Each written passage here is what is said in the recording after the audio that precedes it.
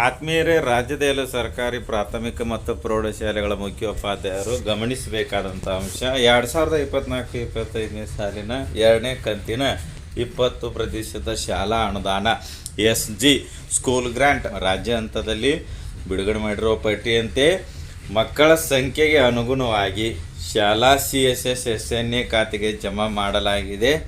So ಈ ಒಂದು 2ನೇ ಕಂತಿನ ಶಾಲಾ ಅನುದಾನ SG ಸ್ಕೂಲ್ ಗ್ರಾಂಟ್ ಖರ್ಚು ಮಾಡಬೇಕಾದ್ರೆ ಶಾಲೆಯ ಮುಖ್ಯೋಪಾಧ್ಯಾಯರು ಕೆನರಾ ಬ್ಯಾಂಕ್ CSS SNA ಖಾತೆಗೆ ಲಾಗಿನ್ ಆಗಬೇಕು. ಮೇಕರ್ ಲಾಗಿನ್ನಲ್ಲಿ ಇನಿಷಿಯೇಟ್ ಪೇಮೆಂಟ್ ಮಾಡಬೇಕು. ಚೆಕರ್ ಲಾಗಿನ್ನಲ್ಲಿ ಮೇಕರ್ನಲ್ಲಿ ಮಾಡಿರುವಂಥ ಇನಿಷಿಯೇಟ್ ಪೇಮೆಂಟ್ಗೆ ಅಪ್ರೂವ್ ಕೊಡಬೇಕು. Next PPA print payment advice ಅದನ್ನು ಪ್ರಿಂಟೌಟ್ ತೆಗೆದುಕೊಂಡು ಹೋಗಿ ಕೆನರಾ ಬ್ಯಾಂಕಿಗೆ ಕೊಡಬೇಕು. ಸೊ ಅದಕ್ಕಾಗಿ ಹೆಡ್ ಮಾಸ್ಟ್ರು ತಮ್ಮ ಮೊಬೈಲ್ನಲ್ಲಿ ಕ್ರೋಮ್ ಬ್ರೌಸರ್ ಓಪನ್ ಮಾಡ್ಕೋಬೇಕು. ಸರ್ಚ್ ಬಾರ್ನಲ್ಲಿ gbiz.canarabank.in ಲಾಗಿನ್ ಅಂತ ಟೈಪ್ ಮಾಡ್ಕೋಬೇಕು. ಸರ್ಚ್ ಕೊಡಬೇಕು. Search results gbiz.canarabank.in Canara bank ಮೊದಲೇ ಲಿಂಕ್ ಕ್ಲಿಕ್ ಮಾಡಬೇಕು. ನೋಡ್ರಿ, ನಾವು ಈ ಒಂದು ಶಾಲಾ ಅನುದಾನ ಖರ್ಚು ಮಾಡಬೇಕಾದ್ರೆ ಮೊದಲಿಗೆ ಮೇಕರ್ ಲಾಗಿನ್ಗೆ ಲಾಗಿನ್ ಆಗಬೇಕು. ಮೇಕರ್ ಲಾಗಿನ್ ಆಗೋ ಸಲುವಾಗಿ ಈಗ SNA ಲಾಗಿನ್ ಸ್ಕ್ರೀನ್ಗೆ ಇಲ್ಲಿ ಬಂದಿದ್ದೀವಿ ನಾವು. ಇಲ್ಲಿ ಯೂಸರ್ ನೇಮ್ನಲ್ಲಿ ನಮ್ಮ ಒಂದು ಕೆನರಾ ಬ್ಯಾಂಕ್ CSS ಪೋರ್ಟಲ್ನ ಮೇಕರ್ ಲಾಗಿನ್ನ ಯೂಸರ್ ನೇಮ್ ಏನಿದೆ ಅದನ್ನು ಇಲ್ಲಿ ಕೊಡಬೇಕು. ಪಾಸ್ವರ್ಡ್ ಕೊಡಬೇಕು. ಪಾಸ್ವರ್ಡ್ ಮರ್ತಿದ್ರೆ ಫಾರ್ಗೆಟ್ ಪಾಸ್ವರ್ಡ್ ಕ್ಲಿಕ್ ಹೋಗಬೇಕು. ಪಾಸ್ವರ್ಡ್ ರಿಕವರ್ ಆಗ್ತದೆ. ರಿಸೆಟ್ ಮಾಡಿಕೊಂಡು ಲಾಗಿನ್ ಆಗಬೇಕಾಗ್ತದೆ. ಲಾಗಿನ್ನು ಪಾಸ್ವರ್ಡ್ ರಿಸೆಟ್ ಹೇಗೆ ಮಾಡ್ಕೋಬೇಕು ಅನ್ನೋ ವಿಡಿಯೋ ನಮ್ಮ ಚಾನಲ್ನಲ್ಲಿದೆ. ಆ ವಿಡಿಯೋದ ಲಿಂಕನ್ನು ಈ ಕೆಳಗೆ ಡಿಸ್ಕ್ರಿಪ್ಷನ್ ಬಾಕ್ಸ್ನಲ್ಲಿ ಕೊಟ್ಟಿದ್ದೇನೆ. ತಾವು ಆ ವಿಡಿಯೋ ನೋಡಿ ಮಾಹಿತಿ ಪಡ್ಕೋಬೋದಾಗಿರುತ್ತದೆ. ನೆಕ್ಸ್ಟ್ ಇಲ್ಲಿ ಕ್ಯಾಪ್ಚಾ ಕೊಟ್ಟಿದ್ದಾರೆ ಗ್ರೀನ್ ಕಲರ್ನಲ್ಲಿ, ಅದನ್ನು ಫಿಲ್ ಮಾಡಿ ಲಾಗಿನ್ ಮೇಲೆ ಕ್ಲಿಕ್ ಮಾಡಬೇಕು. ನೆಕ್ಸ್ಟ್ OTP ವ್ಯಾಲಿಡೇಷನ್ ಸ್ಕ್ರೀನ್ ಬರ್ತದೆ. ಮೇಕರ್ ಲಾಗಿನ್ಗೆ ಲಿಂಕ್ ಇರತಕ್ಕಂಥ ಮೊಬೈಲ್ ನಂಬರ್ಗೆ OTP ಬಂದಿರ್ತದೆ. ಬಂದಂಥ OTPಯನ್ನು ಎಂಟರ್ OTP ಬಾಕ್ಸ್ನಲ್ಲಿ ಫಿಲ್ ಮಾಡಿ ವ್ಯಾಲಿಡೇಟ್ OTP ಮೇಲೆ ಕ್ಲಿಕ್ ಮಾಡಬೇಕು. ನೆಕ್ಸ್ಟ್ ಇಲ್ಲೊಂದು ಪಾಪ್ ಪೇಜ್ ಬರ್ತದೆ. ಕ್ಲೋಸ್ ಮೇಲೆ ಕ್ಲಿಕ್ ಮಾಡಬೇಕು. ಕ್ಲೋಸ್ ಆಗ್ತದೆ. ಈಗ ನಾವು ಮೇಕರ್ ಲಾಗಿನ್ಗೆ ಲಾಗಿನ್ ಆಗಿದ್ದೇವೆ. ಹೋಮ್ ಪೇಜ್ ಇದು. ಇಲ್ಲಿ ಮೇಲ್ಗಡೆ ಇರ್ತಕ್ಕಂಥ ಮೆನುಗಳಲ್ಲಿ ನೋಡಿ, ಒಂದು ಬೆಲ್ ಐಕಾನ್ ಏನಿದೆ ಅದರ ಮೇಲೆ ಅದ್ರ ಕೆಳಗಡೆ ಒಂದು ರೆಡ್ ಕಲರ್ನಲ್ಲಿ ನಂಬರ್ ಬಂದಿದೆ 1 ಅಂತ ಕ್ಲಿಕ್ ಮಾಡ್ತೇನೆ. ಸೊ ನೋಡಿ, limit per component F.01.18 is approved ಅಂತ ಇದೆ. ಅಂದರೆ ನಮಗೆ ಯಾವುದಾರೇ ಒಂದು ಅನುದಾನ ಜಮಾ ಆಗೈತೆ ಅಂತೇಳಿ ನಮಗೆ ಹೆಂಗೆ ಗೊತ್ತಾಗಬೇಕಪ್ಪ ಅಂದರೆ, ಇಲ್ಲಿ ನೋಟಿಫಿಕೇಷನ್ ಬೆಲ್ ಏನಿದೆಯಲ್ಲ ಆ ನೋಟಿಫಿಕೇಷನ್ ಬೆಲ್ ಮೇಲೆ ಕ್ಲಿಕ್ ಮಾಡಬೇಕು. ಆ ನೋಟಿಫಿಕೇಷನ್ ಬೆಲ್ನಲ್ಲಿ ಕ್ಲಿಕ್ ಮಾಡಿದ್ರೆ ಯಾವ ಒಂದು ಕಾಂಪೋನೆಂಟ್ಗೆ ಅಥವಾ ಯಾವ ಹೆಡ್ಗೆ ಎಷ್ಟು ರೊಕ್ಕ ಜಮಾ ಆಗಿದೆ ಅಂತಕ್ಕಂಥದ್ದನ್ನು ನಮಗೆ ಈ ಒಂದು ನೋಟಿಫಿಕೇಷನಲ್ಲಿ ಕೊಟ್ಟಿರುತ್ತಾರೆ. ಸೊ ಇಲ್ಲಿ ಕಾಂಪೋನೆಂಟ್ ಕೋಡ್ ಕೂಡ ಕೊಟ್ಟಿದ್ದಾರೆ. ಇದನ್ನೇ ನಾವು ಬರೆದಿಟ್ಕೋಬೇಕು. ಇದನ್ನೇನು ಮಾಡಬೇಕು, ನಾವು ಇನಿಷಿಯೇಟ್ ಪೇಮೆಂಟ್ ಏನು ಮಾಡ್ತಿರ್ತೀವೋ ಇದೇ ಕಾಂಪೋನೆಂಟ್ ಕೋಡನ್ನು ಹಾಕಬೇಕಾಗ್ತದೆ. ಈಗ ಇಂಟ್ರ್ ಮೇಲೆ ಕ್ಲಿಕ್ ಮಾಡ್ತಾನೆ. ಇದು ನೋಟಿಫಿಕೇಷನ್ ಕ್ಲೋಸ್ ಆಯಿತು. ಅಂದರೆ ಈಗ ನಮಗೆ ಶಾಲಾ ಅನುದಾನ 2ನೇ ಹಂತದ್ದು ಜಮಾ ಆಗಿದೆ ಅಂತಕ್ಕಂಥದ್ದು ಕನ್ಫರ್ಮ್ ಆಯಿತು. ಇನ್ನು ಇನಿಷಿಯೇಟ್ ಪೇಮೆಂಟ್ ಮಾಡಬೇಕು.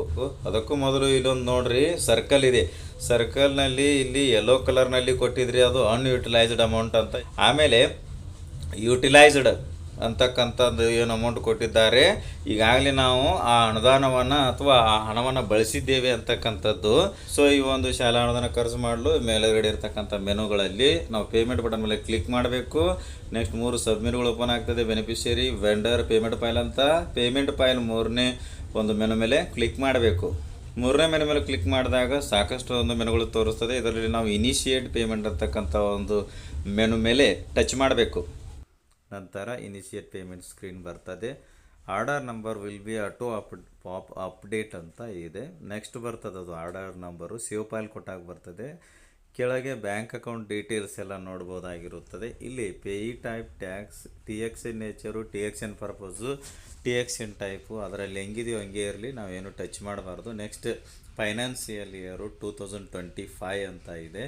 ನೆಕ್ಸ್ಟ್ ಪ್ರಾಜೆಕ್ಟ್ ಐಡಿಯಲ್ಲಿ SSK-SJ ಅಂದರೆ ಸಮಗ್ರ ಶಿಕ್ಷಣ ಕರ್ನಾಟಕ ಸ್ಕೂಲ್ ಗ್ರ್ಯಾಂಟ್ SG ಅಂತ, ಇಲ್ಲಿ SSK-SJ ಅಂತ ಪ್ರಾಜೆಕ್ಟ್ ID ಕೊಡಬೇಕು. ನರೇಷನ್ನಲ್ಲಿ ಸ್ಕೂಲ್ ಗ್ರ್ಯಾಂಟ್ ಸೆಕೆಂಡ್ ಇನ್ಸ್ಟಾಲ್ಮೆಂಟ್ 2024-25 ಅಂತ ಬರಿಬೇಕು. ಸ್ಯಾಂಕ್ಷನ್ ನಂಬರ್ನಲ್ಲಿ ಸ್ಯಾಂಕ್ಷನ್ ನಂಬರನ್ನು ಬರಿಬೇಕು. ನೆಕ್ಸ್ಟ್ ಸ್ಯಾಂಕ್ಷನ್ ಡೇಟ್ನಲ್ಲಿ ಬಾಕ್ಸ್ ಮೇಲೆ ಕ್ಲಿಕ್ ಮಾಡಿದಾಗ ಕ್ಯಾಲೆಂಡರ್ ಓಪನ್ ಆಗ್ತದೆ. ಈ ಒಂದು ಅನುದಾನ ಸ್ಯಾಂಕ್ಷನ್ ಆದ ದಿನಾಂಕವನ್ನು ಸೆಲೆಕ್ಟ್ ಮಾಡ್ಕೋಬೇಕು. ನೆಕ್ಸ್ಟ್ ಸ್ಯಾಂಕ್ಷನ್ ಕಾಪಿ ಇದೆ, ಇಲ್ಲಿ ಚೂಸ್ ಫೈಲ್ ಮೇಲೆ ಕ್ಲಿಕ್ ಮಾಡಿ ಈ ಕಾಪಿಯನ್ನು ಅಪ್ಲೋಡ್ ಮಾಡಬೇಕಾಗ್ತದೆ. PDF ರೂಪದಲ್ಲಿರಬೇಕು ಇದು ಸ್ಯಾಂಕ್ಷನ್ ಕಾಪಿ, ಮತ್ತು 1 MB ಗಿಂತ ಈ ಒಂದು ಫೈಲ್ ಸೈಜು ಕಡಿಮೆ ಇರಬೇಕು. ಚೂಸ್ ಫೈಲ್ ಮೇಲೆ ಕ್ಲಿಕ್ ಮಾಡಿದ ನಂತರ ಮೊಬೈಲ್ನ ಫೈಲ್ ಮ್ಯಾನೇಜರ್ ಓಪನ್ ಆಗ್ತದೆ. ಇಲ್ಲಿಂದ ಈ ಸ್ಯಾಂಕ್ಷನ್ ಕಾಪಿಯನ್ನು ಸೆಲೆಕ್ಟ್ ಮಾಡಿ ಅಪ್ಲೋಡ್ ಮಾಡಬೇಕು. ನೆಕ್ಸ್ಟ್ ರಿಮಾರ್ಕ್ಸಲ್ಲಿ ಕೂಡ ಸ್ಕೂಲ್ ಗ್ರ್ಯಾಂಟ್ ಸೆಕೆಂಡ್ ಇನ್ಸ್ಟಾಲ್ಮೆಂಟ್ 2024-25 ಅಂತ ಫಿಲ್ ಮಾಡಬೇಕು. ನೆಕ್ಸ್ಟ್ ಮೇಕರ್ ಅಂತ ಇದೆ. Next save file green colour button click ಮಾಡಬೇಕು. Next success file is saved successfully, order number ಅಂತ ಆರ್ಡರ್ ನಂಬರ್ ಬರ್ತದೆ, ಇಂಟು ಮಾರ್ಕ್ ಮೇಲೆ ಕ್ಲಿಕ್ ಮಾಡಬೇಕು.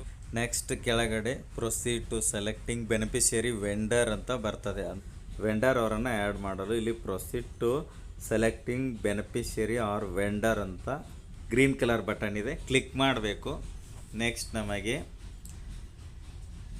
ಆರ್ಡರ್ ನಂಬರ್ ಸೆಲೆಕ್ಟ್ ಡೌನ್ ಇರೋ ಮಾರ್ಕ್ ಮೇಲೆ ಕ್ಲಿಕ್ ಮಾಡಿದಾಗ ನೋಡಿ ನಮಗೆ ಆರ್ಡ್ರ್ ಒಂದು ಜನ್ರೇಟ್ ಆಗಿದೆ. ಈಗ ತಾನೇ ಆ ಒಂದು ಆರ್ಡ್ರನ್ನು ಈ ಡ್ರಾಪ್ ಡೌನ್ ಲಿಸ್ಟ್ನಿಂದ ಸೆಲೆಕ್ಟ್ ಮಾಡಬೇಕು. ನೆಕ್ಸ್ಟ್ ಫೆಚ್ ಬಟನ್ ಇದೆ, ಕ್ಲಿಕ್ ಮಾಡಿದಾಗ ಇಲ್ಲಿ ಸೆಲೆಕ್ಟ್ ವೆಂಡರ್ ಅಂತ ಕೇಳ್ತದೆ. ವೆಂಡರ್ ಆರ್ ಬೆನಿಫಿಷರಿ ಕೋಡನ್ನು ಫಿಲ್ ಮಾಡಬೇಕು. ಇಲ್ಲ ಅಂದರೆ ನಮಗೆ ಆಲ್ರೆಡಿ ವೆಂಡರ್ ಯಾರಿದ್ದಾರೆ ಅವರನ್ನು ಫೈಂಡ್ ಮಾಡಬೇಕಾದ್ರೆ ಇಲ್ಲಿ ಫೈಂಡ್ ವೆಂಡರ್ ಅಂತ ಇದೆ, ಅದರ ಮೇಲೆ ಕ್ಲಿಕ್ ಮಾಡಬೇಕು. ಇಲ್ಲಿ ನೆಕ್ಸ್ಟ್ ವೆಂಡರ್ ಅವರ name, account number, phone, email address, Aadhaar number ಹಾಕಿ ಸರ್ಚ್ ಕೊಡಬೇಕು. ನೆಕ್ಸ್ಟ್ ನಮಗೆ ನೇಮ್ ಅಂದರೆ ವೆಂಡರ್ ಅವರ ನೇಮ್ ಮತ್ತು ಅವರ ಒಂದು PFMS ಕೋಡ್ ವೆಂಡರ್ ID ಅಂತ ಡಿಸ್ಪ್ಲೇ ಆಗ್ತದೆ, ಪೇಜ್ ಆಗ್ತದೆ. ಅದು ಯಾವಾಗ ಆಗ್ತದೆ, ಈ ಮುಂಚೆ ನಾವು ಈ ವೆಂಡರ್ ಅವರನ್ನು ಈ ಒಂದು ಕೆನರಾ ಬ್ಯಾಂಕ್ CSS ಪೋರ್ಟಲ್ನಲ್ಲಿ ನಾವು ರಿಜಿಸ್ಟ್ರೇಷನ್ ಮಾಡಿರಬೇಕು, ಅವರ ವೆಂಡರ್ ID ಕ್ರಿಯೇಟ್ ಮಾಡಿರಬೇಕು. ಆಗ ಮಾತ್ರ ಅವ್ರ ಅಕೌಂಟ್ ನಂಬರ್ ಹಾಕಿದರೆ ಅವರ ಒಂದು ಈ PFMS ಕೋಡ್ ವೆಂಡರ್ ಕೋಡು ID ನಮಗೆ ಪೇಜ್ ಆಗ್ತದೆ, ಇಲ್ಲದೇ ಇದ್ದರೆ ಆಗೋದಿಲ್ಲ. ಈಗ ಈ ಒಂದು ವೆಂಡರ್ ಅವ್ರಿಗೆ ನಾವು ಪೇಮೆಂಟ್ ಮಾಡ್ತಾ ಇರೋದ್ರಿಂದ ನಾನು ಸೆಲೆಕ್ಟ್ ಮೇಲೆ ಕ್ಲಿಕ್ ಮಾಡ್ತೇನೆ. ನೋಡಿ ಸೆಲೆಕ್ಟ್ ವೆಂಡರ್ನಲ್ಲಿ ವೆಂಡರ್ ಕೋಡ್ ಈಗ ಆ್ಯಡ್ ಆಗಿದೆ, ಪೇಜ್ ಮೇಲೆ ಕ್ಲಿಕ್ ಮಾಡ್ತೇನೆ. ನೆಕ್ಸ್ಟ್ ನಮಗೆ ಇಲ್ಲಿ ಸೆಲೆಕ್ಟ್ ಕಾಂಪೋನೆಂಟು ವೆಂಡರ್ ಅಂದರೆ ಈ ಮುಂಚೆ ನಾನು ಪುಷ್ ನೋಟಿಫಿಕೇಷನ್ಸ್ ಮೇಲೆ ಕ್ಲಿಕ್ ಮಾಡಿದೆ, ಅಲ್ಲಿ ಒಂದು ಕಾಂಪೋನೆಂಟ್ ಕೋಡ್ ಬಂದಿತ್ತು. ಈ ಒಂದು ಎರಡನೇ ಕಂತಿನ ಶಾಲಾ ಅನುದಾನದ ಕಾಂಪೋನೆಂಟ್ ಕೋಡು ಏನಿದೆ ಅಂತಕ್ಕಂಥದ್ದನ್ನು. ಸೊ ಈಗ ಈ ವೆಂಡರ್ ಅವರಿಗೆ ನಾವು ಕಾಂಪೋನೆಂಟ್ ಕೋಡನ್ನು ಆ್ಯಡ್ ಮಾಡಬೇಕಾಗ್ತದೆ ಅಥವಾ ಸೆಲೆಕ್ಟ್ ಮಾಡಬೇಕಾಗ್ತದೆ. ಮೇಲ್ಗಡೆ ನೋಡ್ಬೋದು vendor code, name, PFMS name ಮತ್ತು ಸೆಲೆಕ್ಟ್ ಅಕೌಂಟ್ನಲ್ಲಿ ವೆಂಡರ್ ಅವರ ಅಕೌಂಟ್ ನಂಬರ್ ಇರ್ತದೆ.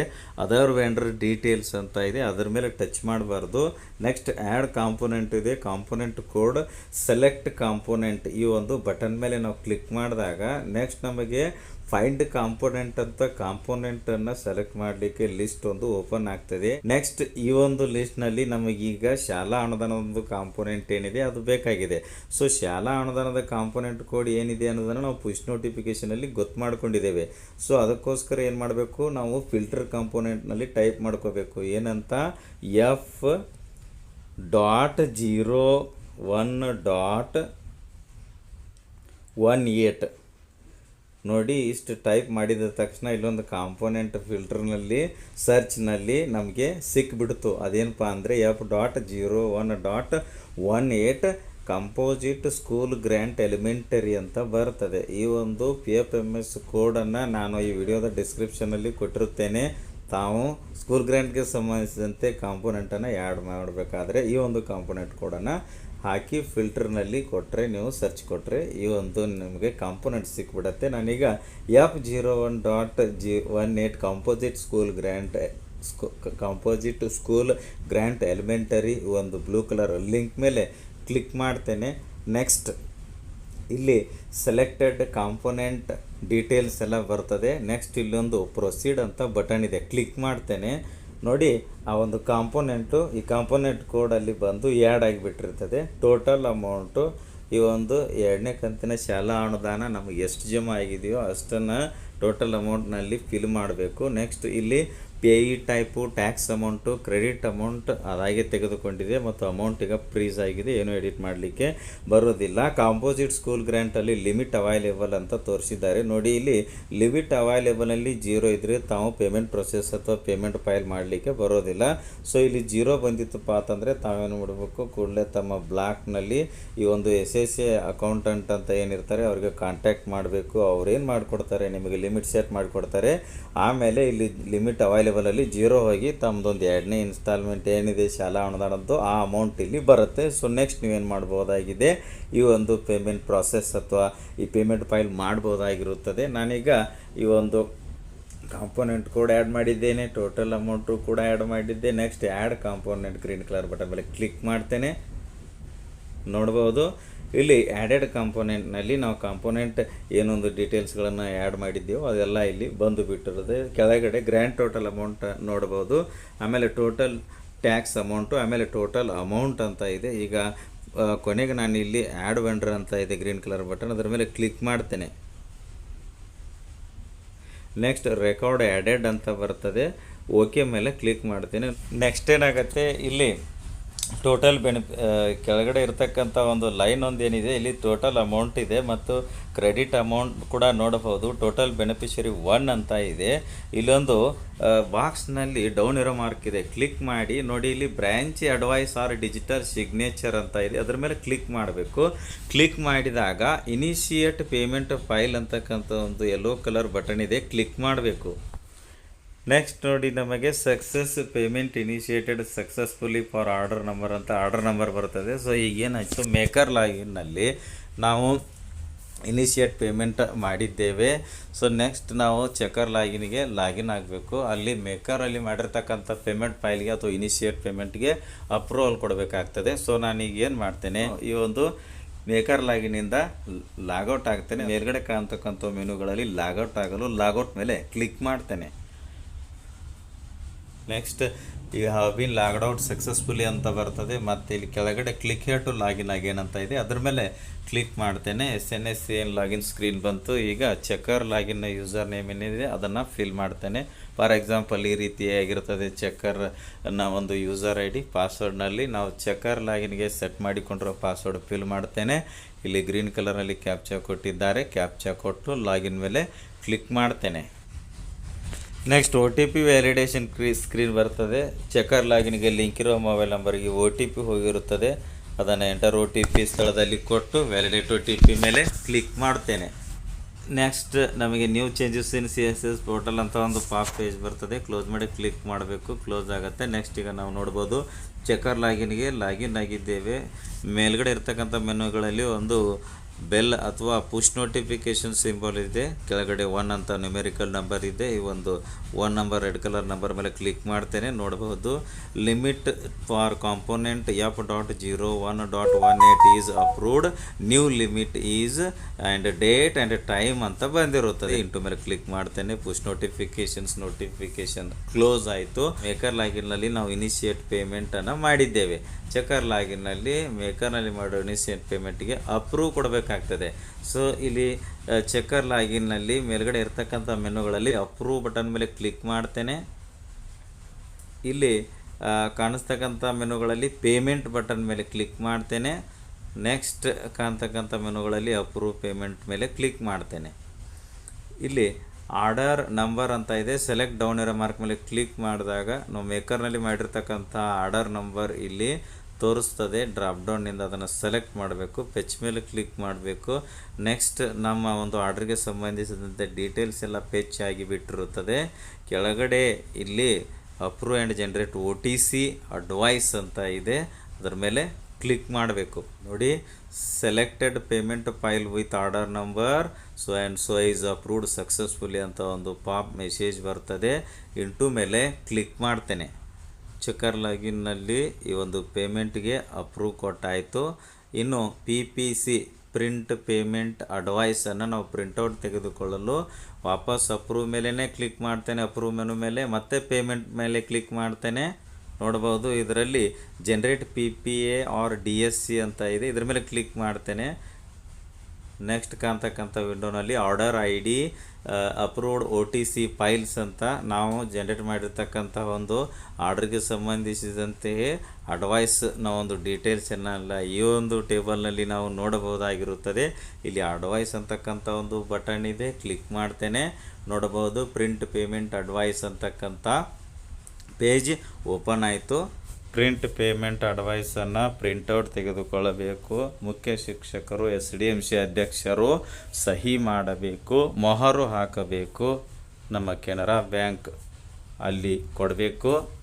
ಅವರು ನಾವು ಇನಿಷಿಯೇಟ್ ಮಾಡಿರುವ ವೆಂಡರ್ ಅವರಿಗೆ ಪೇಮೆಂಟನ್ನು ಡಿಸ್ಬರ್ಸ್ ಮಾಡ್ತಾರೆ. ಈ ಒಂದು PPA ಜನ್ರೇಟ್ ಆಗಿ 10 ದಿವಸ ಕಳಿತಪ್ಪ ಅಂದರೆ ಇದರ ವ್ಯಾಲಿಡಿಟಿ ಎಕ್ಸ್ಪೈರ್ ಆಗ್ತದೆ. ಸೊ ಮತ್ತೊಂದು ಸಲ ನಾವು ಇನಿಷಿಯೇಟ್ ಪೇಮೆಂಟ್ ಮಾಡಬೇಕಾಗ್ತದೆ. ಸೊ ಎಕ್ಸ್ಪೈರಿ ಡೇಟ್ ಒಳಗೇ PPAನ ಬ್ಯಾಂಕ್ಗೆ ಸಬ್ಮಿಟ್ ಮಾಡಬೇಕು.